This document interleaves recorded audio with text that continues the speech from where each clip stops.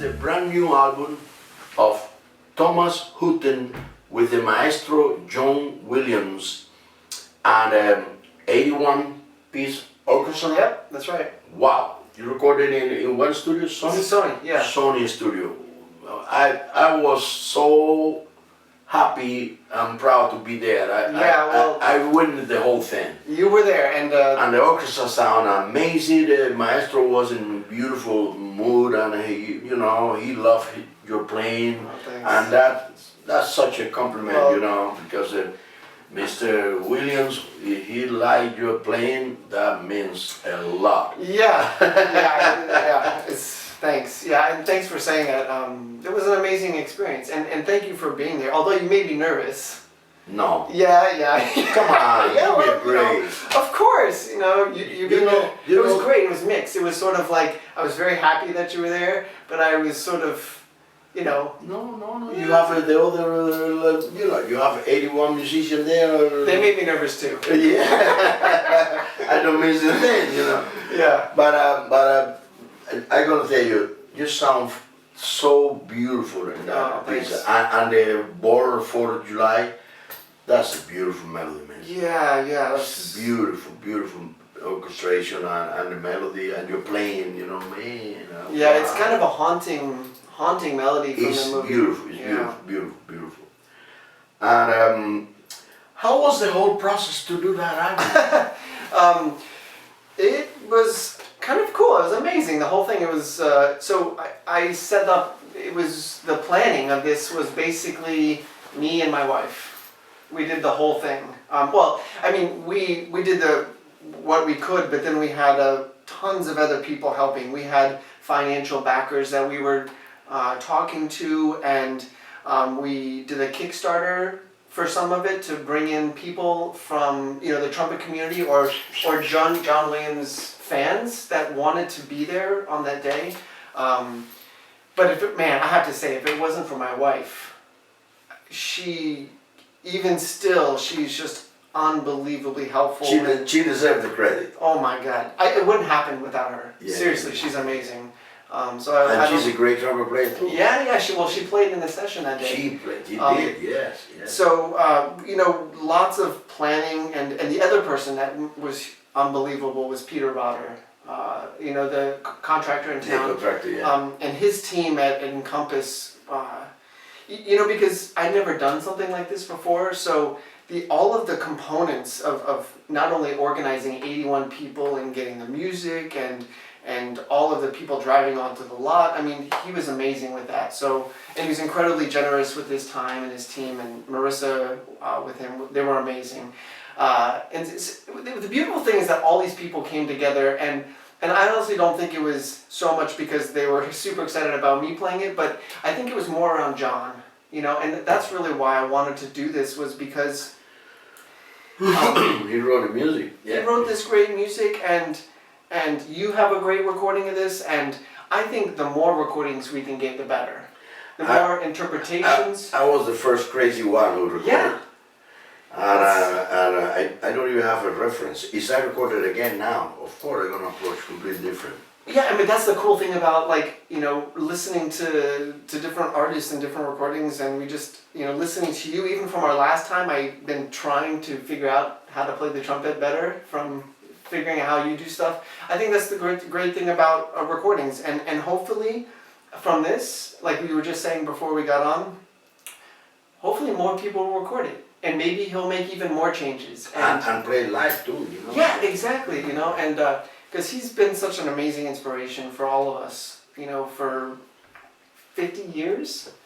And so it was amazing to work with him. And you approached him to ask him to do the project? Yeah, so I have this letter at home that we recorded this other piece. I did one track from Lincoln, this with Malice Towards None. Yeah. It was from the movie Lincoln, and he asked me to come record this one track when he did an album with Steven Spielberg of all of their music for tape. Wow. So we did that, and I was... You're talking about, by the way, he's talking about the movie Lincoln. Right. I didn't play it. He wrote the score. Right. I didn't play on the movie. That was the Chicago Symphony. It was Chicago? Yeah. And Chris Martin, beautiful playing on that. But then they recorded all of his music with an orchestra here in... he conducted, John? Mm-hmm. And Steven Spielberg was walking around with a little hand camera the whole time. And we did this over at Royce Hall, you know, over at UCLA. Near UCLA. Anyway, so we did this project there, and I did this one piece, and he sent me, and I had talked to him before that, and I said, hey, I'm playing your concerto in Japan. And he said, oh, well, you know, he was very gracious. He said, I don't know if it's that good. You know, he says this all the time. It's amazing. Guys, listen to this. Buy it. It's in iTunes. Everywhere. Everywhere. iTunes, Amazon too. Yep. And where else? There's what's the high fidelity one called? Tidal. I think Tidal has it. This is Thomas Hooten trumpet, John Williams conducting, 81-piece orchestra. John and Tom recorded the John Williams trumpet concerto and also the beautiful trumpet solo of the soundtrack of the movie Born on the 4th of July. Wonderful music, wonderful, and the mix is so beautiful. Thanks. Actually, while you say it again, I wanted to bring something to you. This is because Arturo was incredibly generous to this. I wanted to give you this. This is the first page of the score. I know it doesn't compare to all the things you have in here. You guys can't see, but he's got... Arturo, thank you for the inspiration. You're incredibly generous and wonderful. Friendship and support. I'm forever grateful. Sure. So Arturo was amazingly generous. Give me a hug, man. Yeah, man. Thank you. Thank you. Thank you so much, Tom. That means a lot to me, and it's beautiful, man. Beautiful. I'm gonna hang here in my wall of chain. Well, yeah, it's pretty amazing. Well, I don't know if it's going to compare to the Clint Eastwood. I got there a couple of things, a poster, and maybe in your garage. You can put it in your garage. Oh, come on, no. Let me put it right here for now.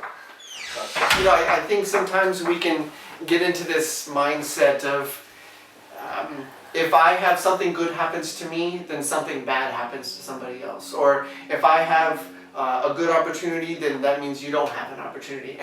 And for you to, you know, you being the only other recording of this piece, and for you to step up and show your generosity and support on that day, I think that means a lot to me, but it also says a lot about where your heart is, and I really appreciate that. But the first thing I wanted was to listen how that thing should be played.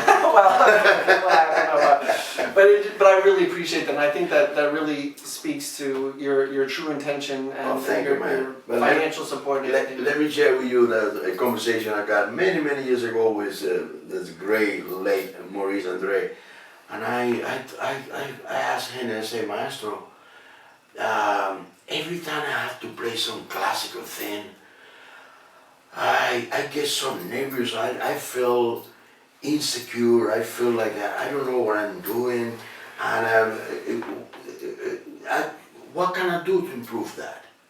He said, yeah, it's very simple. You know what you have to do? Do it every day. Oh, right. He said, it's exactly like me playing the blues or playing some jazz. He said, I have to play something like that. Oh my goodness, I cannot sleep the night before. He thought he was very funny guy. And but you stayed at his house? Yes, man. That was a beautiful story when we met. You know that. I think you told me something about like he saw where you were staying and he said, no, come. No, I was playing this small club in the same block, like a block, 2 blocks away from Notre Dame, the big cathedral. Yeah. And I was a small club there in the basement or something. I was playing there for a couple of weeks every night. And that night I was walking into the club and I look at front of the club, across the street was another church called San Severin. The church, San Severin. And I saw the marquise outside tonight. Cesua, Maurice Andre, chamber orchestra, baroque music, a few things in French.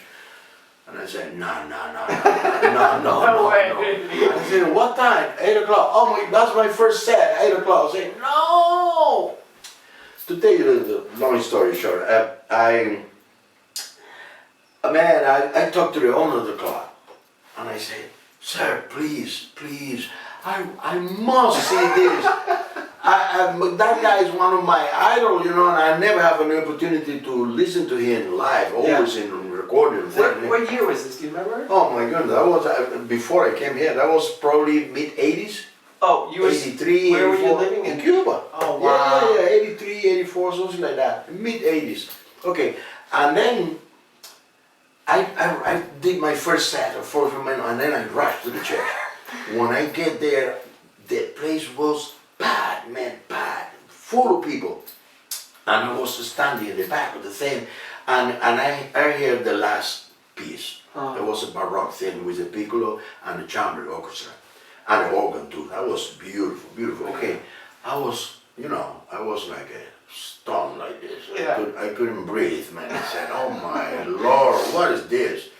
But the funny thing is, when he finished, some people came and say hi, and people started leaving, and I was standing there like a statue, I couldn't move. And then he was packing his trumpet, and then he looked at me and started talking to me in Spanish. What? Yes, because he never learned how to speak English. Nothing, zero English, but he could speak some Spanish. And then, you know what he said to me? He don't even say hi or anything. He looked at me and say, hey, my wife and my son are already there saying a table for me. I'm gonna go there to see your second set. Oh my gosh. I run to him, I kiss him, and then we walk together to the club. Oh my gosh. Again, I played there, he was laughing, we have some wine, we talk, we sit down. That was very friendly with his wife Lilian and his little son Nicholas, which also is a trumpet player. Well, I think for me, one thing that's really important when I think about, at least in the orchestra, is the shape of my note really communicates a musical message. If I have a note that has like a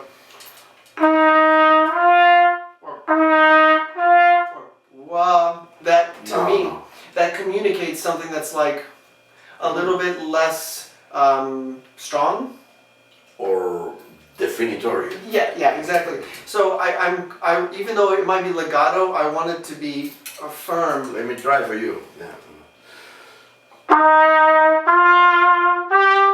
Yeah, but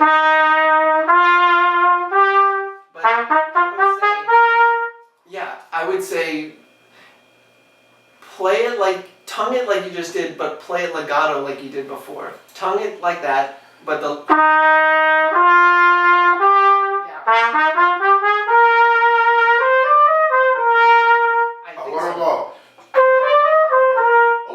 that would slow. That would slow.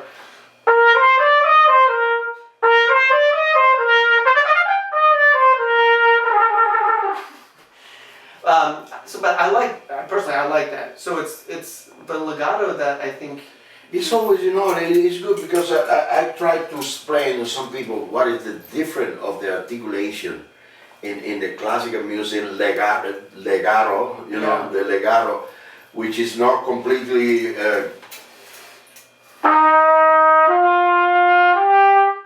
Right, I see what you mean, yeah.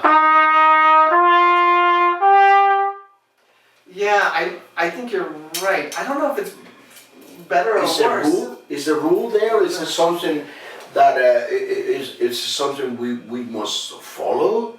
Or is it because I hear version of people doing ta-ra, not that ta-ra. And I say, who's right? Who's wrong? Well, I don't know if there's a right or wrong. There's no perfect music, I post something there. The other day in the dressing room, I love the Mahler film. Yeah. I love it. And then some people, as always, say, Arturo, what is that? And I say, okay, man, I know the classical trumpet player. Yeah. And number one. And number two, I would love to ask Mr. Mahler how he would like to hear that. Because maybe we have been doing the wrong approach. Maybe the composer said, no. I played before and I did it with double tongue or triple tongue or whatever. Yeah, somebody told me, no, it should be single. No. No? I think you do whatever you need to do. I would love to learn how to play that. Alright, but I don't know if there's a right or wrong way, but you have to give me advice too on how to be less tight. Come on, man. No, okay, so from a musical standpoint, what I think about with that it's like a call, no? A trumpet call, no? No. No? I think it's a trumpet starting like a snare drum. So it's like, think of it like this. Oh, like a bolero, Ravel? No, like it's a funeral march. So it's like, I think it would be more like somebody that's marching. It's like shaka-da-dum, shaka-da-dum. Like, it's a funeral march, so it's like it's in an honor, but it's also like signaling the inevitability of death. So it's a mix of like stoic and dignity or something. Dignity with drama. So it's not like because it's a funeral. So it's like, man, you're scientific. But you know what I mean? I'm gonna approach completely different now. Yeah.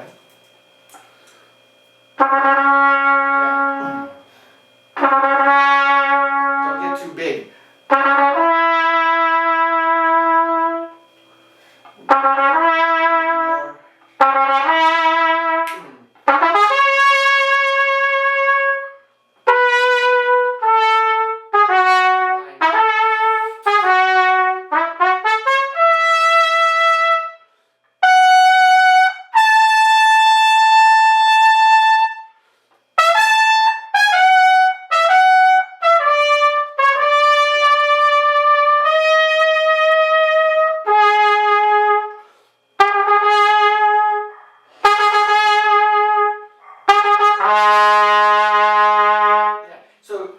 So the triplets he writes in fluting, which is a little bit more in style. But that one, but also the shagadadom is so. It's written 1, 2, 3, ba ba ba bum that, but like a triple. But think of it like 6/4, you know. Ba ba ba bum. A little faster. Oh. And then you go shagadadom, shagadadim, shagadadim, shagadadim, bum bum ba dum ba bum. So the half note stays the same, but the beginning has to be a little faster. Yeah, they go to the. It's like a step, shagada step, lean step, shagada dum. And I would be careful if you don't mind me saying, careful that the because see, like I think of the. So the style comes from the way that you crescendo the note and speed it up like jagadadom, but the nature of the solemnness or the spirit of death comes from a little bit of the straightness of the sound. So I might go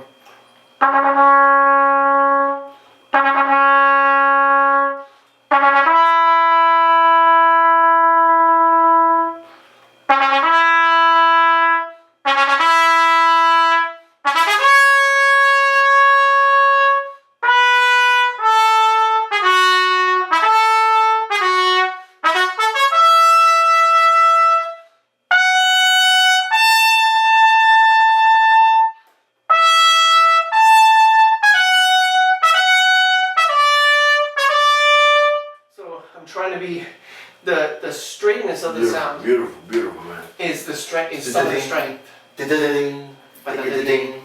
Fucking it up. Yeah, but I don't know. My single tongue is not that fast anymore. Yeah, I've triple tongued before. Da-da-ga-dum, da-da-ga-dum. The sound much better when you did a single. Oh yeah. More equal, more better. Yeah. But it's something I get stuck sometimes. Yeah. You know, I get nervous with it.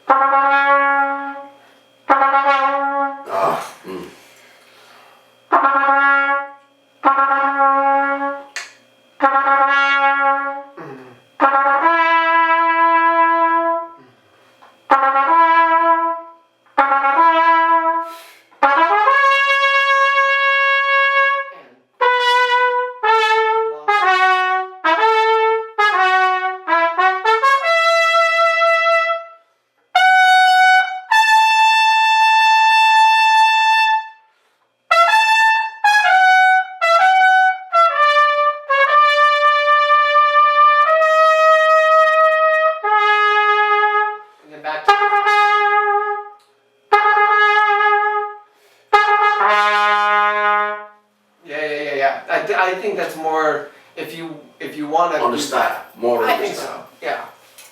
Yeah. If I play like this with the orchestra, the conductor gonna throw me a batoon or something. No, I don't think so. He's gonna expose me and he's gonna throw me out of the thing. No, I don't think so. No. No. I don't think so. You know what? I swear to God, man, before I retire, before I die, whatever, I would love someday have the opportunity to play that. To play that with an orchestra. Yeah. With a orchestra. It's a pretty amazing experience. It's a beautiful piece, eh? But there are other Mahlers too that are. Oh my God! We just on tour. We just came back a couple days ago from an Asia tour. We did Mahler 1 and 9, and this solo in Mahler 9 is so gorgeous. It's all by yourself.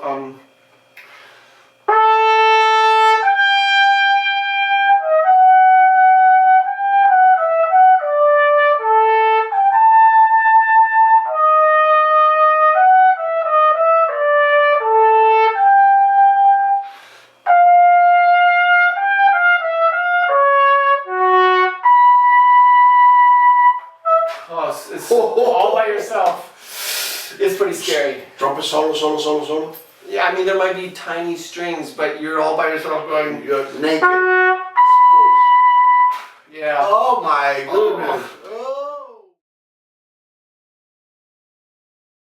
Everything we learn in terms of the music gonna make you a more complete musician. Exactly. That's no doubt about. In any sense, you know, in any way. Because I also don't like when you made it very, I'm a classical bassoonist. I said, oh yeah, very interesting. Wow. How's your rock and roll playing? I said, what? Excuse me? Sometimes this business, man, we have to do so many different things, you know. And when you go to this recording studio, when they call you for a session, you never know what you're going to find there in the music stand. And always, most of the time, it's going to be a surprise. Yeah. And could be something like, you need to have a little idea when they how call to play you, a mariachi. Oh, yeah.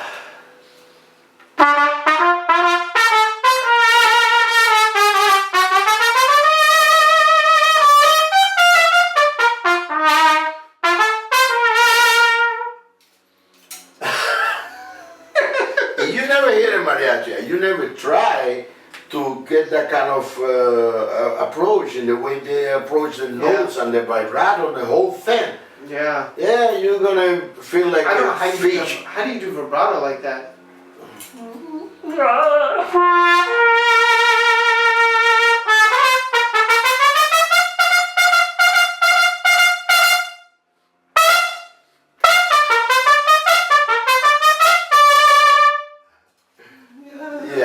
Man. So a little with your lip, a little. The combination of the lips and the hands thing.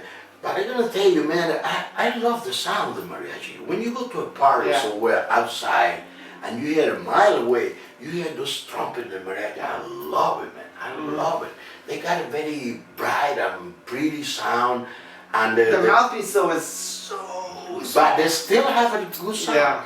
And the articulation is so clean, you know. Yeah, so, I can't. But in any other things, you know, when you go to the funk thing, you cannot think about Mahler or Haydn because it's a completely different. That's not gonna work. And we on fire or any of those things, you know. Yeah. Well, you know, when you go to a studio session, they might think Arturo can play anything, but they hire me for a specific. You know, they're not gonna, if they have any jazz, they're not gonna call me, which is fine. I'm happy about that. Yes, but what about if they call you for everything? You're gonna make more money. Yeah, I know. That's why I need practice.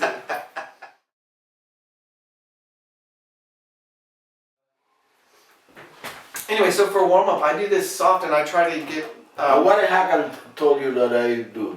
He told me that he got The from Clark? me this Clark soft? soft Clark to get the chops to respond. So I very quickly I try to get my chops soft to respond. Just as easy as I can, and then honestly, I'm still working on. I want to be able to tongue it because I feel like if I can tongue it and slur it soft, that's good. I remember when he was a student of in Paris. Pierre Thibault. Oh, Pierre Thibault. Yeah. Pierre invited me there a couple of times, and I met Hagen when he was a little boy, man, like little kid. 15 or 15. Yeah, he was a little kid, and then I remember we met at that time. But you know, also. What I really, I'm so sorry, I don't remember exactly that. But this is how you started, right? Back in Cuba, you were doing Clark 1, Clark, very soft. Very soft, but I try to pay a lot more attention to the rhythm, more than the... Really? Yeah, that's okay. To be sure, the finger, because I hear some people that I don't understand very well. I prefer to do it slow first. Okay.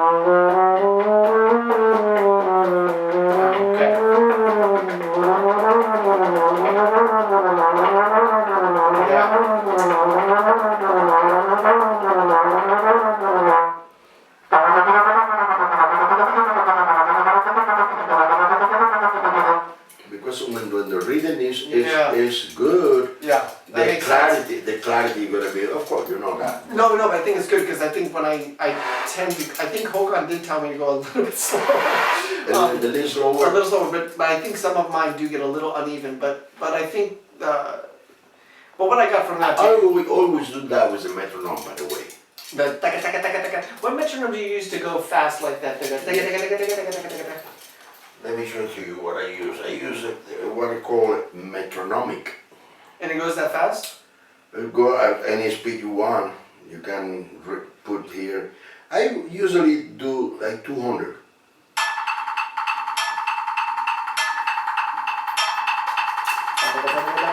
Exactly.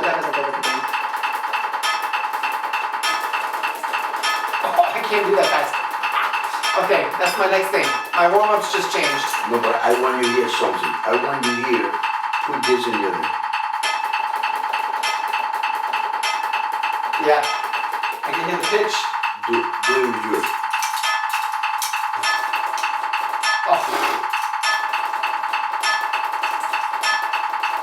Oh, I'm uneven. Oh, man, okay. I had to practice on that.